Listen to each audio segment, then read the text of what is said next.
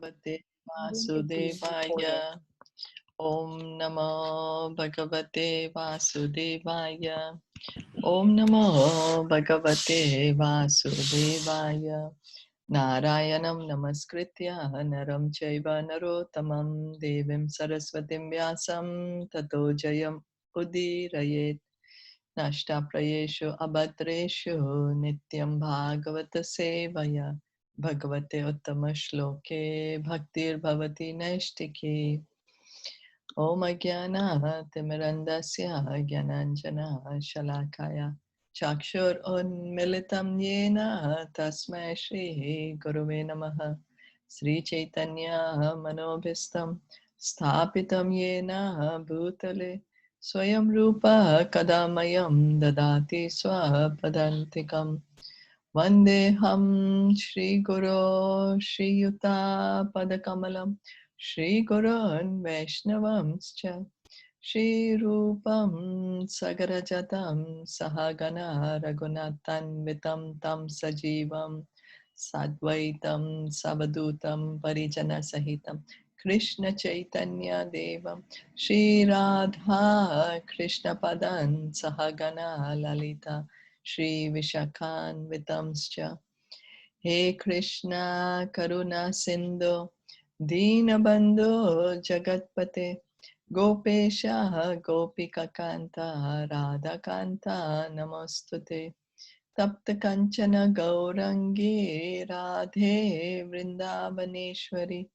Rishabhanu Sute Devi Pranamami Hari Priye Nama Om Vishnu Padaya Krishna Pristhaya Bhutale Srimate Bhaktivedanta Swamin Iti Namine Namaste Saraswati Deve Gauravani Pricharine Nirviseshasha Shunyavadi Paschatya Deshatarine Panchakalpa Tarubhyascha Kripa Sindhu Bhaevacha Patitanam Pavanebhyo Vaishnavebhyo Namo Namaha Jai Sri Krishna Chaitanya Prabhu Nityananda Shri Advaita Gadadhara Shri Vasadi Gaura Bhakta Vrinda Hare Krishna Krishna Krishna Hare Hare Hare Rama Rama Rama Hare Hare.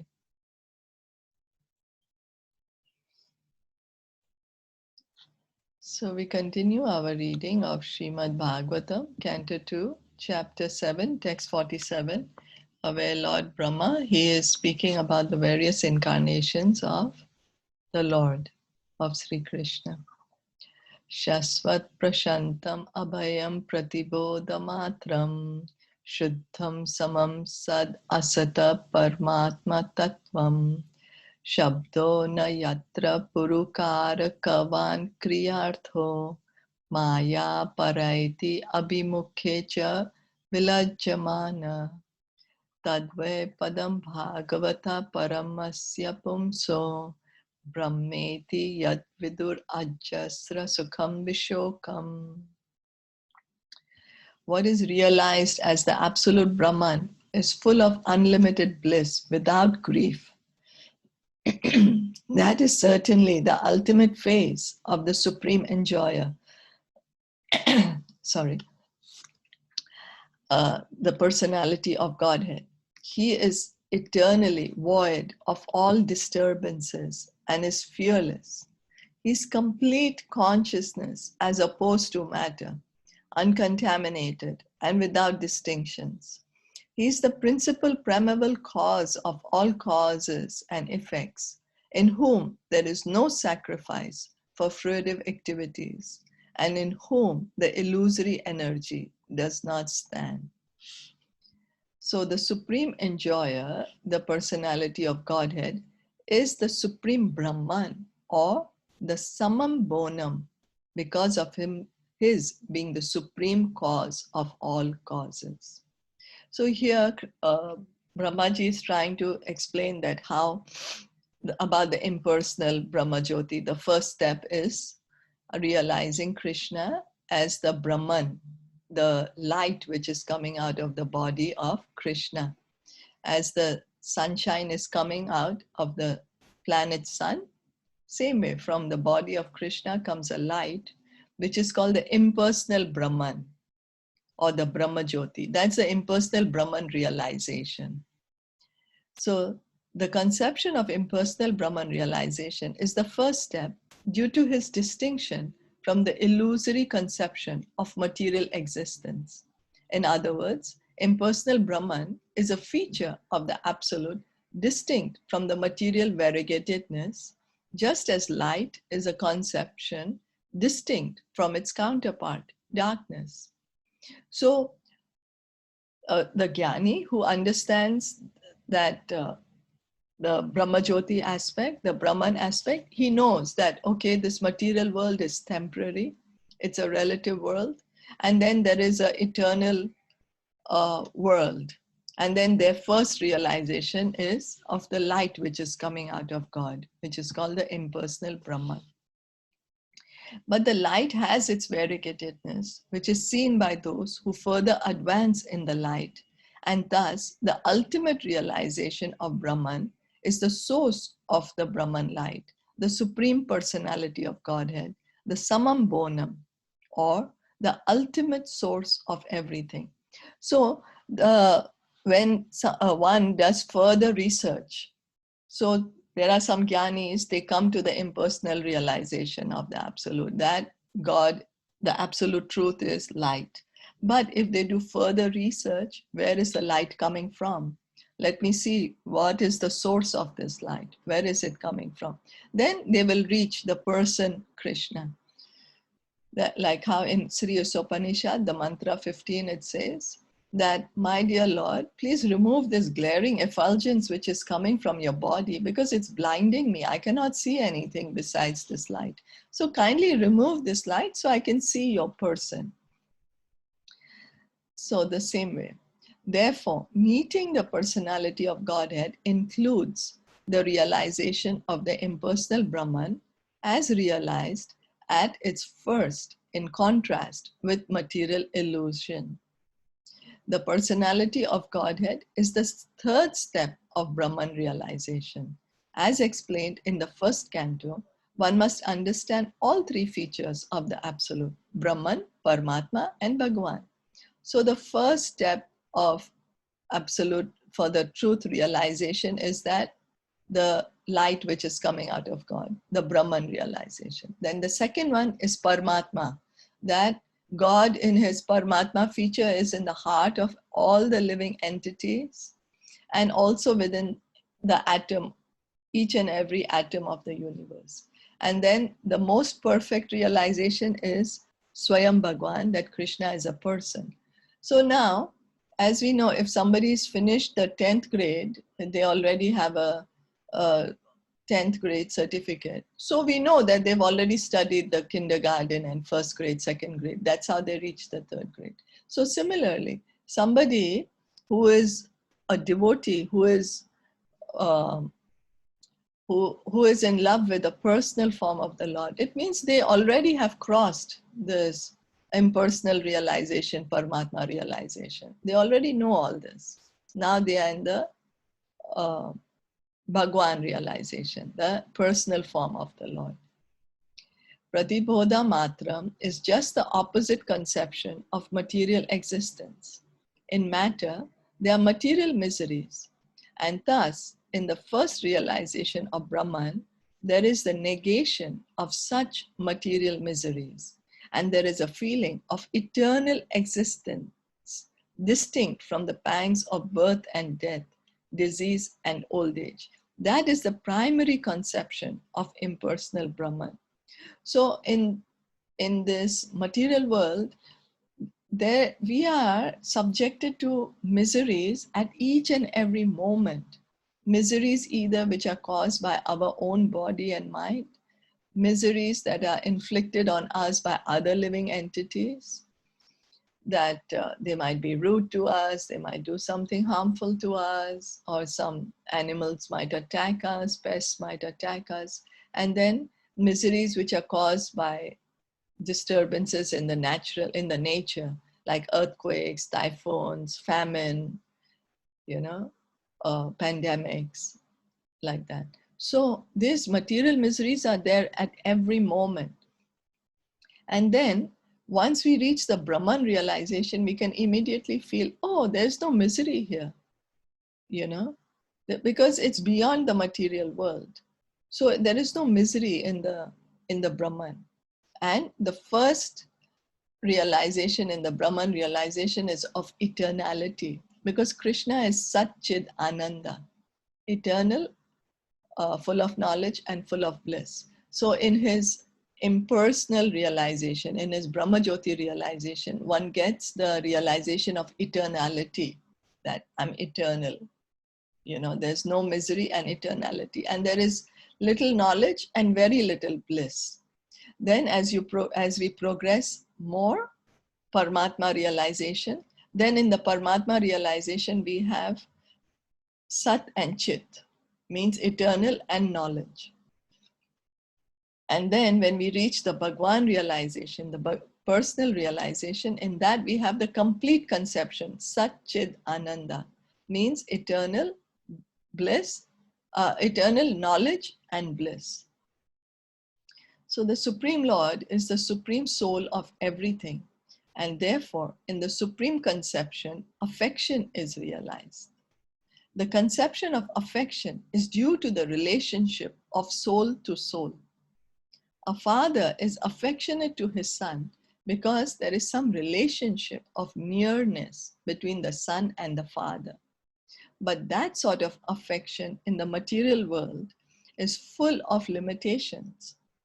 When the personality of Godhead is met, the fullness of affection becomes manifested because of the reality of the affectionate relationship. He is not the object of affection by material tinges of body and mind, but he is the full, naked, uncontaminated object of affection for all living entities, because he is the super soul or Paramatma within everyone's heart. In the liberated state of affairs, the full-fledged affection for the Lord is awakened. So we have an eternal relationship with Krishna. No matter how much we try to neglect it, but it's a fact that we have this eternal loving relationship with Krishna. And so there is naturally affection between Krishna and us.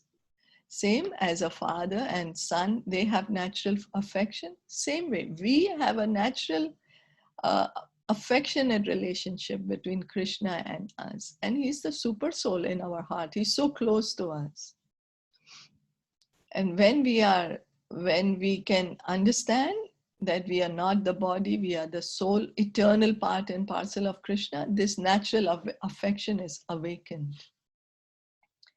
As such, there is an unlimited flow of everlasting happiness without the fear of its being broken, as we have experienced here in the material world. In the material world, we all have experienced that we are happy for some time, but we know it's not going to be always. The time will change, circumstance will change, something will change, that again we will have misery. That's the nature of the world. And so we are always fearful. When we are happy, we are fearful. Oh, I hope it continues. I don't know how long it will continue for. But when we connect ourselves with Krishna, when we are situated in our eternal relationship with Krishna, we feel unlimited bliss, because that relationship can never be broken. It's never broken. The relationship with the Lord is never broken. Thus, there is no grief and no fear. Such happiness is inexplicable by words, and there can be no attempt to generate such happiness by fruitive activities, by arrangements and sacrifices. So the happiness that we get when we are connected to Krishna, that happiness we are trying to replicate here. We are trying that maybe I do this, I will be happy. Maybe if I make more money, I'll be happy. Maybe if I buy more things, I'll be happy. Maybe if I lose weight, I'll be happy. Maybe if I become younger, I'll be happy. So we are trying to replicate that. We are trying to look for that happiness. Or maybe if I do this puja or this yajna, this penance, this sacrifice, I will get something, and with that I will be happy. But we cannot find that happiness. It's only in connection with Krishna that we can find this happiness. That's the root cause of our suffering, actually. Actually, there's no suffering. For the soul, there's never suffering. But here we are suffering is because of our separation with Krishna. And to fill that gap, to fill that separation, we are trying to fulfill that with our relationships here in the material world, thinking that, okay, maybe I can have a loving family. I will forget my suffering, which is coming from separation from Krishna. Or maybe if I buy more things, or, maybe if I do philanthropy also, maybe I will fill that gap. But it never gets filled. It's only when we can connect with Krishna that we can truly be happy. Because that's the natural position of the soul. That's who we truly are, But we must also know that happiness, unbroken happiness, exchanged with the Supreme Person, the personality of Godhead, as described in this verse, transcends the impersonal conception of the Upanishads. In the Upanishads, the description is more or less negation of the material conception of things. But this is not denial of the transcendental senses of the Supreme Lord. So in the Brahma Jyoti, there is some happiness. The Goswamis, they say that the happiness in the material world that we experience is like a drop in the desert. Imagine the desert is so hot and there's no water, and you just get a drop of water in the desert. That's the happiness we experience in this material world. The happiness we experience by being in the Brahma Jyoti, in the Brahman, is happiness which is compared to water which is contained in the hoof print of a calf. A calf is so small, and then it makes a hoof print, and so how much water is collected in there, that much is the happiness we can experience by being in the Brahman, in the impersonal Brahma Jyoti. So for sure, compared to a drop of water in this material world, that calf, water contained in the hoof print of a calf seems excellent. It seems so good, Oh, there's so much happiness. But the happiness which is experienced in devotional service, in connection to the Lord, is unlimited ocean.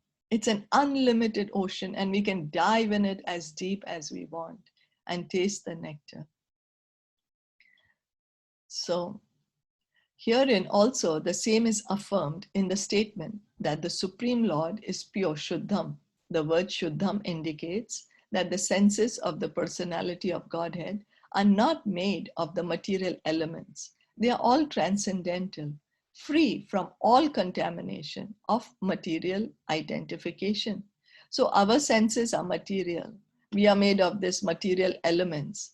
We are true, at core we are spirit souls, but right now our body is made of this material elements. But Krishna, he does not have a material body. He is Satchidananda Vigraha. So his senses are also spiritual. And also the liberated souls are not devoid of senses. Otherwise, there cannot be any reciprocation of unhampered spiritual happiness exchanged between them in spontaneous, unbroken joy. All the senses, both of the Lord and of the devotees, are without material contamination. They are so because they are beyond the material cause and effects, as clearly mentioned herein. Sad asataha param. So Krishna, he is Satchidananda Vigraha. And the devotees, how come their senses are transcendental? Because they are engaging it in the service of Krishna. A devotee, by his tongue, he's always chanting the glories of Krishna. By his ears, he's hearing the glories of Krishna. With his body, he's going to the temple, washing the temple of Krishna, doing services for Krishna, chanting and dancing in front of the deity. So his body is spiritual. It's not material then. This is transcendental. The illusory material energy cannot work there, being ashamed before the Lord and his transcendental devotees. In the material world, the sense activities are not without grief, but here it is clearly said that the senses of the Lord and the devotees are without any grief. There is a distinct difference between the material and spiritual senses, and one should understand it without denying the spiritual senses because of a material conception. So many people say that God does not have senses, because if he has senses means he's material. No, but he has spiritual senses. He has spiritual senses that he can eat even through his eyes or his hands. He's not limited. Limitations is with us because we are in the material world, but we can't put the limitations to Krishna. He is the owner of all the senses. He's the owner of Maya Shakti. So how can he become under Maya? Maya is under him. Maya cannot bewilder him. The senses in the material world are surcharged with material ignorance. In every way, the authorities have recommended purification of the senses from the material conception. In the material world, the senses are manipulated for individual and personal satisfaction, whereas in the spiritual world, the senses are properly used for the purpose for which they were originally meant, namely the satisfaction of the Supreme Lord. So, in the spiritual world, we all have a spiritual body. And because we have a spiritual body, we have spiritual senses, we have spiritual eyes, spiritual nose, ears, tongue, everything is spiritual. And with this spiritual body, we have a loving reciprocation with Krishna, a beautiful loving reciprocation with Krishna. Now, because right now, we are covered. We are thinking, I'm not the soul, I'm the body. Why should I be satisfying Krishna's senses? Who is he? I should satisfy my own senses. Everything in the world that is, I can see, is for my enjoyment. Everyone exists to please me, not I exist to please anyone else. That is what our conception is right now. And so that's why we are trying our best to enjoy eating different varieties of food, going to different restaurants, different cuisines of different countries. We are trying. Sure, we get some enjoyment, but again, we are back to square one. So then we try to travel everywhere and anywhere, thinking that will make us happy. But then once we come back, again, we feel that emptiness because we are not connecting our senses with Krishna. You see, when we satisfy Krishna's senses by offering him bhoga, so Krishna gets satisfied. And when we accept the same bhoga as prasad, so the satisfaction of Krishna, what he's feeling, we feel the same satisfaction. And that's how we feel satisfied. It's like the hand. If the hand says, why should I put the food in the mouth? I will eat it myself. You know, what's going to happen? The whole body is going to deteriorate. The hand itself will have no energy. The hand can't eat. The food has to be put in the mouth. And that's how the whole body functions. So similarly, right now we are thinking, no, I don't want to satisfy Krishna's senses. Who is he? Why should I satisfy his senses? All these senses are for me to enjoy. I will do whatever I want to do. Nobody can tell me. But we can see in the bargain that we are in fact increasing our unhappiness, anxiety, fear. But the more we satisfy Krishna's senses, the more we hear and chant, Krishna feels happy. It's a service for Krishna when we are hearing and chanting. But his happiness, we experience it. We become blissful. Our heart becomes so satisfied, peaceful.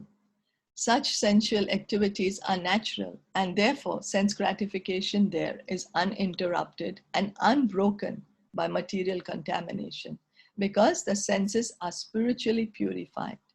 And as such, satisfaction of the senses is equally shared by the transcendental reciprocators.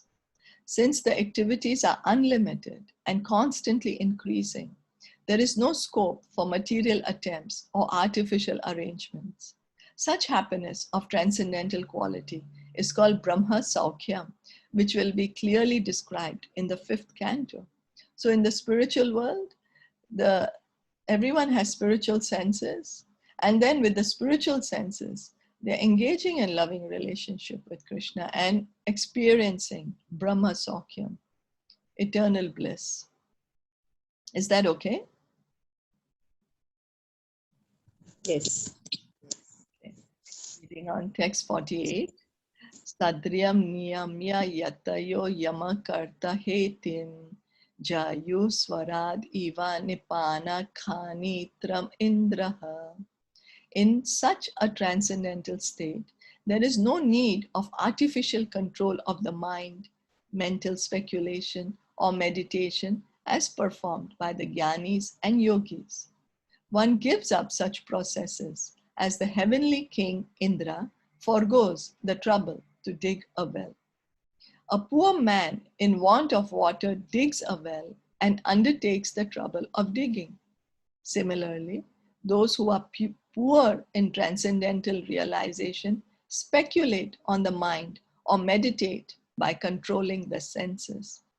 But they do not know that such control of the senses and achievement of spiritual perfection are simultaneously made possible as soon as one is factually engaged in the transcendental loving service of the Supreme Person, the personality of Godhead. So here Brahmaji is saying that if somebody does not have water, he's going to dig a well. But Indra, he doesn't need to. He's controlling all the water. Unlimited water he can give us. At the time of devastation, he inundates the whole universes with the clouds, those clouds which inundate the whole universe with water. So he doesn't need to dig a well. Similarly, those who are not engaged in devotional service of the Lord, they are artificially trying to control the mind or think, oh, maybe God is like this, maybe this one is God, maybe that one is God, maybe I am God, or maybe let me control my mind and senses, like the Gyanis and Yogis. But once one becomes a devotee of the Lord, automatically the devotee gets knowledge and also renunciation. Automatically, the devotee understands what's his position, that he's not the body, he's the soul. And he also controls his mind and senses, because everything is then in relationship with God, with Krishna. So with bhakti, Gyan and Vairagya always follow. It is for this reason that the great liberated souls also desire to be associated in hearing and chanting the activities of the Lord. The example of Indra is very appropriate in this connection. King Indra of heaven is the controlling deity or demigod for arranging clouds and supplying rains in the universe. And as such, he does not have to take the trouble to dig a well for his personal water supply. For him, digging a well for a water supply is simply ludicrous. Similarly, those who are factually engaged in the loving service of the Lord have attained the ultimate goal of life, and for them, there is no need of mental speculation to find out the true nature of God or his activities. Nor do such devotees have to meditate upon the imaginary or real identity of the Lord, because they are factually engaged in the transcendental loving service of the Lord. The Lord's pure devotees have already achieved the results of mental speculation and meditation. The real perfection of life is therefore to be engaged in the transcendental loving service of the Lord. So when we are engaged in bhakti yoga, in devotional service of the Lord, which begins by hearing and chanting, we don't need to make further research. We don't need to keep guesswork, who's God, let me try to find out who's God. We don't need to artificially control our mind and senses or sit in meditation for thousands of years. We do not even have thousands of years to meditate now, because we are engaged in the highest activity as devotional service. Devotional service is for God, Krishna, and there is nothing beyond him. So there is nothing more to find out except to continue engaging in devotional service and continue becoming more and more blissful, more and more happy. Is that okay? Yes. Okay, so then we can stop here. Any questions or comments or anything? No? Then we can stop here for today.